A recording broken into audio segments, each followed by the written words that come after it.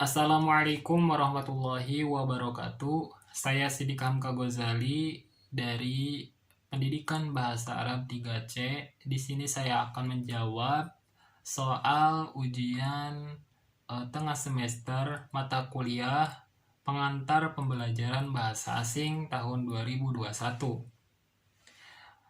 Jawaban nomor 1, bahasa dari bahasa Sanskerta adalah kemampuan yang dimiliki manusia untuk berkomunikasi dengan manusia lainnya menggunakan tanda, misalnya kata dan gerakan.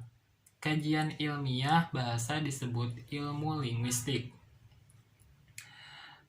Bahasa ibu. Bahasa ibu merupakan satu sistem linguistik yang pertama kali dipelajari secara alamiah dari ibu atau keluarga oleh anak. Contoh bahasa ibu, penduduk asli penduduk di lereng Gunung Merapi adalah bahasa Jawa, dan bahasa ibu penduduk asli di tepi Danau Batur adalah bahasa Bali. Bahasa kedua. Di atas telah disebutkan bahwa bahasa lain yang bukan bahasa ibunya yang dipelajari oleh anak, maka bahasa lain itu disebut bahasa kedua. Bahasa kedua ini bisa bahasa nasional, bahasa resmi negara, bahasa resmi kedaerahan, atau juga bahasa asing, bukan bahasa asli penduduk pribumi. Contoh, seorang anak yang tinggal di Yogyakarta mempelajari bahasa Jawa sebagai bahasa pertama yang diajarkan orang tuanya. Kemudian saat memasuki bangku sekolah, anak tersebut mendapat pengajaran bahasa Indonesia di sekolah. Maka dalam hal ini bahasa Indonesia dapat dikatakan sebagai bahasa kedua si anak. Ketiga, bahasa asing. Bahasa asing merupakan bahasa yang tidak digunakan oleh orang yang tinggal di sebuah tempat yang tertentu. Misalnya bahasa Indonesia dianggap sebagai sebuah bahasa yang asing di Australia. Bahasa asing juga merupakan sebuah bahasa yang tidak digunakan di tanah air negara asal seseorang. Misalnya, seorang penutur bahasa Indonesia yang tinggal di Australia boleh mengatakan bahwa bahasa Inggris adalah bahasa yang asing untuk dirinya sendiri. Keempat, bahasa nasional. Sebuah sistem linguistik disebut sebagai bahasa nasional. Seringkali juga disebut sebagai bahasa kebangsaan, yaitu apabila sistem linguistik tersebut diangkat oleh suatu bangsa dalam arti kenegaraan sebagai suatu identitas kenasionalan bangsa tersebut. Bahasa nasional adalah bahasa yang dipergunakan sebagai wahana untuk menyatakan aspirasi kebangsaan seperti bahasa perjuangan bangsa, lambang kebanggaan bangsa, dan perwujudan jati diri atau identitas bahasa. Contoh, bahasa nasional di negara Indonesia adalah bahasa Indonesia yang berasal dari bahasa Melayu.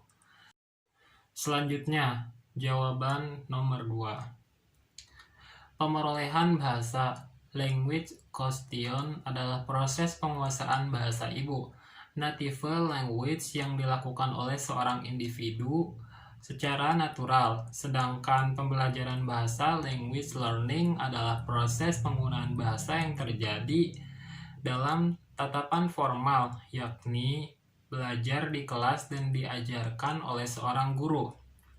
Pengertian pemerolehan bahasa adalah proses manusia mendapatkan kemampuan untuk menangkap, menghasilkan, dan menggunakan kata untuk pemahaman dan komunikasi. Pengertian pembelajaran bahasa adalah upaya pembelajaran siswa dengan kegiatan pengupayaan. Ini akan mengakibatkan siswa dapat mempelajari sesuatu dengan cara efektif dan efisien.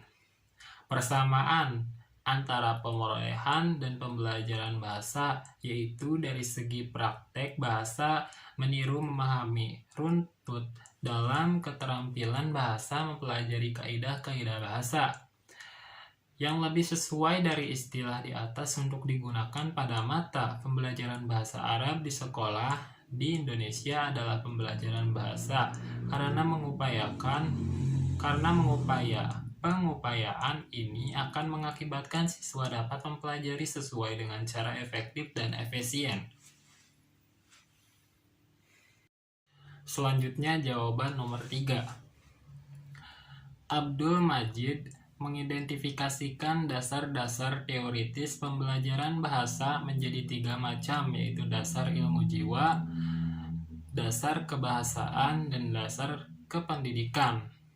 Dasar ilmu jiwa berkenaan dengan kejiwaan peserta didik. Dasar kebahasaan berkenaan dengan keterampilan berbahasa dan unsur-unsur bahasa. Sedangkan dasar kependidikan berkenaan dengan metode-metode yang dipergunakan dalam pengajaran bahasa secara umum. Dalam kajian ini akan dibahas pula tentang metode-metode pengajaran bahasa secara umum, termasuk pengajaran bahasa Arab sebagai bahasa asing. Selanjutnya jawaban nomor 4. Hakikat pembelajaran bahasa Arab sebagai bahasa asing. Pengertian pembelajaran. Menurut Heru Kurniawan, pembelajaran adalah suatu proses pengondisian yang bertujuan untuk aktif belajar dalam ruang kelas. Pengertian bahasa Arab merupakan salah satu bahasa yang paling banyak digunakan oleh manusia untuk berkomunikasi. Pembelajaran bahasa asing adalah sebuah proses yang kompleks dengan berbagai fenomena yang paling pelik, sehingga tidak mengherankan kalau hal ini bisa mempunyai arti yang berbeda bagi setiap orang. Dalam makna yang lebih kompleks, hakikat dari pembelajaran adalah usaha dari seorang guru untuk membelajarkan peserta didiknya, mengarahkan interaksi peserta didik dengan sumber belajar lainnya dalam rangka mencapai tujuan yang diharapkan. Pembelajaran secara sederhana adalah produk interaksi berkelanjutan antara pengembangan dan pengalaman hidup. Mungkin cukup sekian jawaban yang bisa saya sampaikan. Kurang dan lebihnya mohon maaf apabila ada kekurangan. Billahi taufiq wal hidayah. Wassalamualaikum warahmatullahi wabarakatuh.